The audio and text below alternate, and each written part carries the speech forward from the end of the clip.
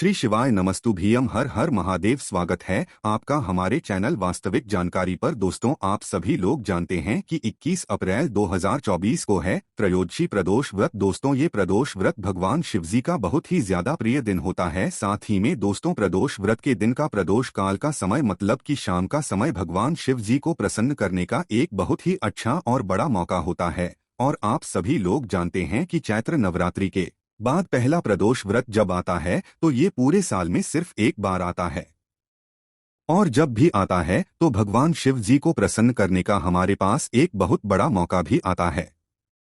तो इसीलिए दोस्तों, 21 अप्रैल 2024 के दिन जो त्रयोदशी प्रदोष व्रत पड़ रहा है, त्रयोदशी प्रदोष व्रत के दिन आप लोगों को एक लाल फूल और एक सफेद फूल वाला उपाय जरूर करना चाहिए। अब हम आपसे ये बात क्यों बोल रहे हैं, क्योंकि दोस्तों, एक लाल फूल और एक सफेद फूल वाला उपाय पंडित जी ने खुद अपनी सीहोर वाली कथा में बताया हुआ है, कुबरेश्वर धाम वाली कथा में बताया हुआ है कि आप ये कह लो रुद्राक्ष जो अभी हुआ था उस कथा में पंडित जी ने ये वाला उपाय बताया हुआ है। अब आप ये बात खुद समझ लो कि जो कथा में पंडित जी मतलब जिस सीहोर की कथा में पंडित जी ने जो उपाय बताया है, एक लाल फूल और एक सफेद फूल वाला, ये उपाय कितना ज्यादा असरदार होगा और इस उपाय का फल भी आप लोगों को कितनी जल्दी मिलेगा, क्योंकि ये जो उपाय है ये खुद कुबरेश्वर धाम की धरा से बताया गया है। पंडित जी ने खुद इस उपाय को बताया है, और जब आप इस उपाय को इस त्रयोदशी प्रदोष व्रत के दिन करोगे तो आप विश्वास मान के चलो, आपकी जो भी मनोकामना होगी वो जरूर पूर्ण होगी।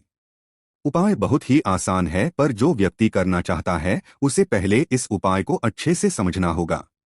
आप इस उपाय को करेंगे, आपको इस उपाय का फल भी जरूर मिलेगा, वो भी बहुत ही जल्दी मिलेगा। सबसे बड़ी बात तो ये है कि ये उपाय पंडित जी ने खुद रुद्राक्ष महोत्सव में बताया है। इससे इस उपाय का महत्व बहुत ज्यादा बढ़ जाता है। और इस सबसे बड़े उपाय को हम कर किस दिन रहें? चैत्र नवरात्रि के बाद पहला प्रदोष व्रत के दिन, जो कि सिर्फ साल में एक बार आता है। इसीलिए दोस्तों, इस उपाय का फल आपको बहुत जल्दी और बहुत बड़ा होकर मिलेगा। तो अब हम समझते हैं इस एक लाल फूल और एक सफेद फूल वाले उपाय को आपको करना कैसे है, किसको करना है, किस समय करना है और कैसे करना है।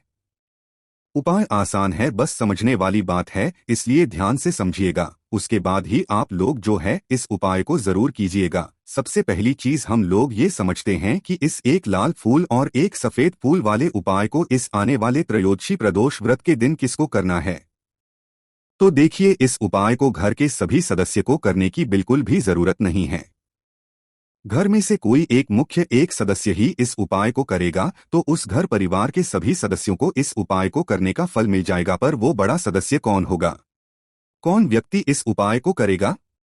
तो यहाँ पर देखिए, हम आपको बता दें, घर की जो बड़ी माताएं बहनें होंगी, घर की बड़ी माताओं बहनों में से कोई भी एक माता बहन इस वाले उपाय को कर सकती है। अपने पूरे घर परिवार के लिए घर में सभी सदस्यों को इस उपाय को करने की जरूरत नहीं है। मात्र घर की जो बड़ी माताएं बहनें हैं उनमें से कोई भी एक माता बहन इस वाले उपाय को करेगी तो उसके घर परिवार के पूरे सदस्यों को इस उपाय का फल मिलेगा। किसी कारणवश माताएं बहनें घर में उपस्थित ना हो या वो इस उपाय को ना कर रही हों, कुछ दिक्कत हो, तो भाई उस जगह पर फिर घर का कोई बड़ा व्यक्ति भी इस उपाय को कर सकता है। माताओं बहनों के कहने का मतलब ये था कि माताएं बहनें घर की लक्ष्मी होती है। जब घर की लक्ष्मी कोई उपाय करती है तो निश्चित ही भगवान शिव जी बहुत जल्दी प्रसन्न होते हैं और उपाय का फल हमें बहुत जल्दी और बहुत बड़ा करके भी यहाँ पर देते हैं। तो आप लोग ये बात समझ गए होंगे। अब हम ये बात समझते हैं कि इस वाले उपाय को हमें करना किस समय है। एक लाल फूल और एक सफेद फूल वाले उपाय को हमें त्रयोदशी प्रदोष करना किस समय है। तो देखिए, इस उपाय को करने का जो समय है वो सुबह का समय है और शाम का समय भी है। अब देखिए, यहाँ पर हम मुख्य रूप से सुबह का समय नहीं बोलेंगे, क्योंकि देखिए त्रयोदशी प्रदोष व्रत है और आप सभी लोग जानते हैं प्रदोष व्रत के दिन का प्रदोष काल का मतलब शाम का जो समय होता है ना, इस दिन भगवान शिव जी का सबसे प्रिय दिन होता है। तो आप लोग इस एक लाल फूल यानी एक सफेद फूल वाले उपाय को सुबह के समय भी कर सकते हो और शाम के समय प्रदोष काल में भी कर सकते हो। सुबह के समय अगर कर रहे हो तो 10, 11, 12 बजे तक भी अगर उपाय करोगे तो भी आपको उपाय का फल मिलेगा। वहीं अगर शाम के समय कर रहे हो तो इस दिन जरूर शाम के समय का ध्यान रखना कि शाम की 6 बजे से लेकर 7 बजे के बीच में अगर आप इस उपाय को कर सकते हो तो बिल्कुल कर लेना, पूरी कोशिश करना। पर अगर किसी कारणवश इस समय के बीच में ना कर पाओ तो 7:30 और रात 8 बजे तक भी अगर आप उपाय को करोगे तो आपको उपाय का फल जरूर मिलेगा। ये बात आपको समझ आ गई कि आप इस उपाय को सुबह और शाम दोनों समय कर सकते हो, मतलब करना आपको एक ही समय है। घर में से किसी एक ही बड़े व्यक्ति को करना है, पर एक ही बार इस उपाय को करना है, दोनों समय नहीं करना है। आपको जो समय अच्छा लगे आप उस समय पर इस वाले उपाय को कर सकते हैं। अब सबसे महत्वपूर्ण बात आती है कि इस उपाय को हमें करना किस लिए। जैसा कि हमने अभी आपसे बोला कि इस उपाय को करने के बाद आपके जीवन में बहुत सारी खुशियां आएंगी, आपकी मनोकामनाएं पूर्ण होंगी, आपकी धन की समस्या दूर होगी, आपके पैसों की समस्या दूर होगी। अब देखिए, अगर आप लोग सोच रहे हो कि भाई हमें घर बनाना है पर घर बनाने के लिए पैसा नहीं है, हमें गाड़ी लेना है पर गाड़ी लेने के लिए पैसा नहीं है, हमें जमीन लेना है पर जमीन लेने के लिए पैसों की कमी पड़ रही है। अगर ऐसी ही दिक्कत, परेशानी या किसी भी तरह की धन से जुड़ी हुई समस्या या पैसों से जुड़ी हुई समस्या अगर आपके जीवन में चल रही है तो निश्चित ही ये त्रयोदशी प्रदोष व्रत आपके जीवन में बहुत सारे फल लाकर दे सकता है। इसीलिए अगर आपके घर में बहुत ज्यादा दिक्कत, समस्या, परेशानी चल रही है, धन से जुड़ी हुई, पैसों से जुड़ी हुई धन की बहुत ज्यादा कमी आ रही है, पैसों की बिल्कुल आवक नहीं हो रही है, तो भाई आप लोगों को इस वाले उपाय को जरूर करना चाहिए। घर में से किसी एक भी व्यक्ति को। अब इस उपाय में करना क्या है वो सबसे पहले हम लोग जान लेते हैं। देखिए, उपाय की सामग्री हम लोग सबसे पहले जानते हैं कि इस उपाय में हमें किस किस चीज की आवश्यकता पड़ेगी। तो देखिए, उपाय का नाम तो एक लाल फूल और एक सफेद फूल वाला उपाय है, पर इस उपाय में कुल मिलाकर 4 सामग्री हमें लगने वाली है, जो कि पंडित जी ने खुद सीहोर वाली कथा में बताया है। और जो हम आपको उपाय बताते हैं वो पंडित जी द्वारा बताए गए होते हैं, वही बताते हैं, अलग से कुछ भी नहीं बताते हैं। ठीक है, तो यहाँ पर हम लोग समझते हैं कि इस उपाय की सामग्री क्या है। तो देखो, उपाय की जो सामग्री है वो 4 सामग्री है, जिसमें से सबसे पहली सामग्री है एक बेलपत्र। क्या एक बेलपत्र क्या होती है? बेलपत्र जो शिवजी की शिवलिंग पर चढ़ती है। दूसरी चीज है एक शमीपत्र। शमीपत्र वो जो शिवलिंग पर ही चढ़ता है।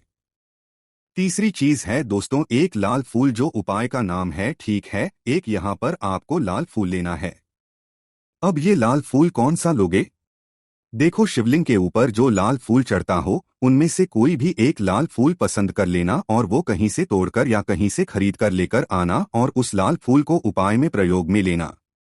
उसके बाद में एक सफेद फूल। सफेद फूल का विशेष रूप से ध्यान रखना, जो सफेद फूल शिवलिंग पर चढ़ता हो सिर्फ वही सफेद फूल लेकर आना, इसके अलावा कुछ मत लेकर आना। तो एक एक मात्रा में ही आपको ये चारों सामग्री चाहिए, एक बेलपत्र, एक शमीपत्र, एक लाल फूल और एक सफेद फूल। ये चारों सामग्री आप लोग तैयार करके रख लेना। प्रदोष के दिन, प्रदोष काल में या सुबह के समय जब भी आप इस उपाय को कर रहे हैं, जैसे ही आपके उपाय की सामग्री तैयार हो जाती है तो क्या हम सीधा उपाय को करने के लिए इन चारों सामग्री को लेकर उपाय करने के लिए जा सकते हैं?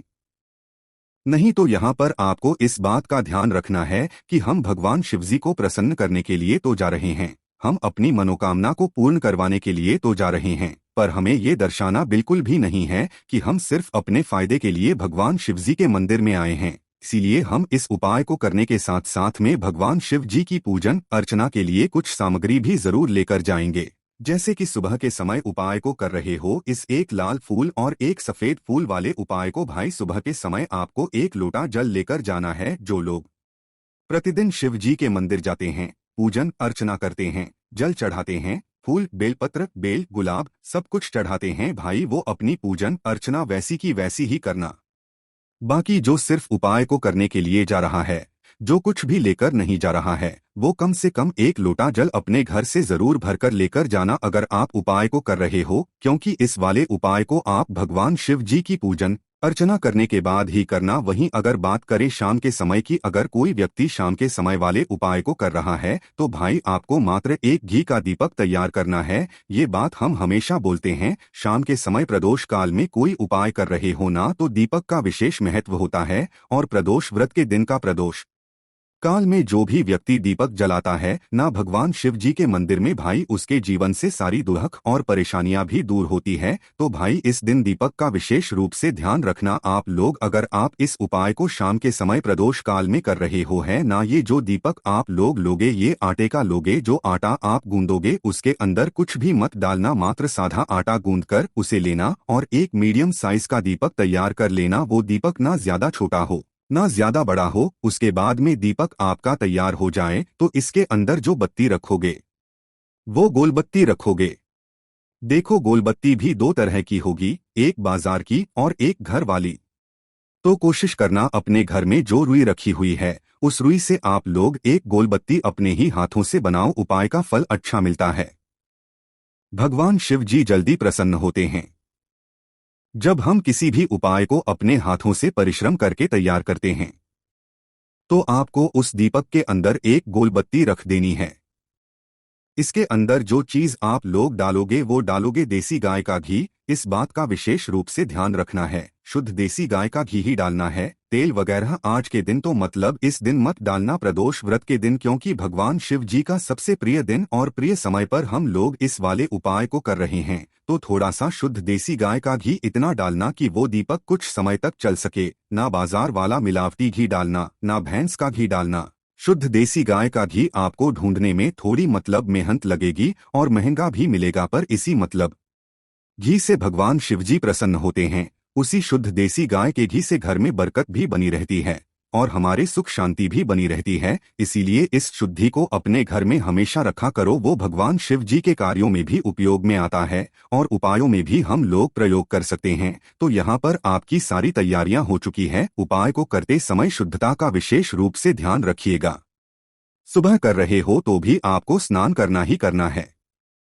बाकी शाम को कर रहे हो तो शाम को मात्र हाथ मुंह धोकर भी आप लोग इस वाले उपाय को कर सकते हो, कोई दिक्कत वाली बात नहीं है। उपाय की पूरी सामग्री तैयार करके और पूजन सामग्री लेकर आपको भगवान शिव जी के मंदिर पहुंचना है, जो आपके घर के पास में हो, जहां पर शिवलिंग विराजित हो, शिवालय हो, वहां पर आप लोग पहुंचना है। और जैसे ही आप भगवान शिव जी के मंदिर में पहुंचते हो, जाकर ही उपाय शुरू नहीं करना है। पहले आपको भगवान शिव जी की पूजन अर्चना करना है। पूजन अर्चना कैसे करोगे?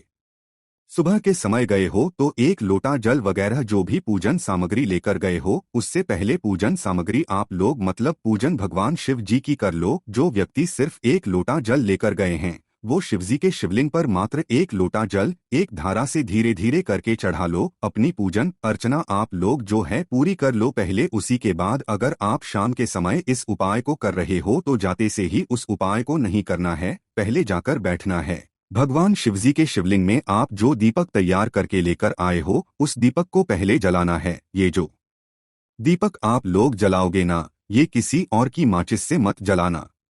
अपनी ही माचिस अपने ही घर से लेकर आना और इस दीपक को अपने ही माचिस से जलाना। अगर आपने मंदिर की माचिस से या किसी और की माचिस ले ली, इस उपाय को भरने में इस उपाय का फल उस व्यक्ति को भी थोड़ा बहुत मिल जाएगा, इस बात का ध्यान रखना।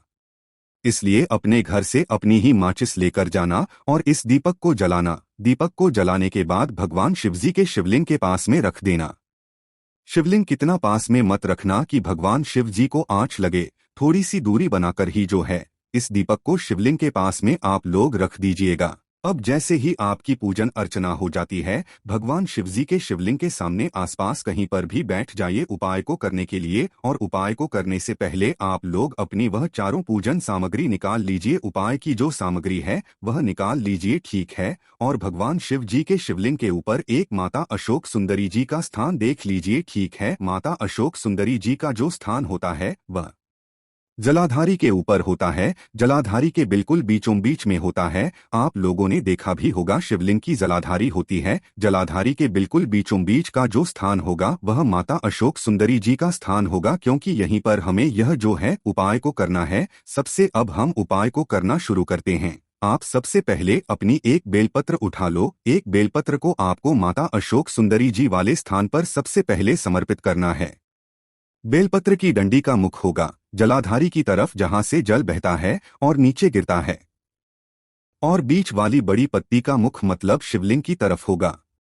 इस तरीके से आपको इस बेलपत्र को माता अशोक सुंदरी जी वाले स्थान पर समर्पित कर देना है। उसके बाद में अपनी एक शमी पत्र उठा लो जो आप उपाय के लिए लेकर आए हुए हो। एक शमी पत्र को उठाकर शमी पत्र की भी जो डंडी का भाग होगा वो जलाधारी की तरफ करके जहां से जल बहता है नीचे गिरता है उस तरफ करके वाला भाग शिवलिंग की तरफ करके इस शमी पत्र को भी उस बेलपत्र के ऊपर आपको समर्पित कर देना है। समर्पित करने के बाद अब आप ले लो अपना एक लाल फूल जो आप उपाय को करने के लिए लेकर आए हुए हो। इस लाल फूल का जो खिला हुआ भाग होगा, चाहे वो गुलाब का फूल हो चाहे कोई सा फूल जो शिवलिंग पर चढ़ता हो, वही उस फूल का जो खिला हुआ भाग होगा वो शिवलिंग की तरफ होगा। बाकी जो पीछे का भाग होगा वो फूल का वो जलाधारी की तरफ जहां जल बहता है नीचे गिरता है उस तरफ होगा। और आखिरी में आपका जो एक सफेद फूल बचा हुआ है, इस सफेद फूल को भी आपको लेना है और सफेद फूल का जो खिला हुआ भाग होगा वो शिवलिंग की तरफ होगा जहां पर शिवलिंग रखा हुआ है, और डंडी का भाग जलाधारी के पीछे की तरफ हो जाएगा, मतलब जो जहां से जल बहता है और नीचे गिरता है। जब आप लोग एक बेलपत्र, एक शमी पत्र और एक लाल फूल, एक सफेद फूल चढ़ा रहे हो तो उस समय आप लोगों को कांता भगवान या कांता चक्र का नाम लेते हुए ही जो है इस उपाय को करना है, और भगवान शिव जी और नारायण जी का स्मरण करते हुए जो है इस उपाय को आपको करना है। तो जब भी आप एक बेलपत्र, एक शमी पत्र, एक लाल फूल और एक सफेद फूल चढ़ा रहे हो तो या तो आप कांता चक्र का नाम ले लेना या कांता भगवान का नाम लेते हुए जो है इन सभी सामग्रियों को माता सृष्टि स्थान पर आप लोग समर्पित करते जाना, और शिव और नारायण जी का नाम भी साथ साथ में लेते जाना। और जैसे ही आप लोग ये उपाय पूरा कर लेते हो, चारों सामग्री समर्पित कर देते हो, उसके बाद में भगवान से वहीं के वहीं बैठे बैठे हाथ जोड़ के प्रार्थना करना। आपकी जो मनोकामना हो, धन से जुड़ी हुई, पैसों से जुड़ी हुई, घर में माता लक्ष्मी जी की कमी हो रही है, जो भी दुख और समस्या परेशानी चल रही हो, आपको अपनी वह दुख और परेशानी जो है भगवान शिव जी से उपाय को पूरा करने के बाद वहीं पर पास में बैठकर बोल देना है, हाथ जोड़ के आंखें बंद करके। उसके बाद में 2 मिनट भगवान के नाम का जाप करना है, और उपाय जैसे ही पूरा हो जाता है भगवान से आशीर्वाद लेकर, भगवान को भोग देकर, भगवान से प्रार्थना करके आप अपने घर पर वापस आ सकते हैं। यहाँ पर आपका ये वाला उपाय पूर्ण हो जाता है।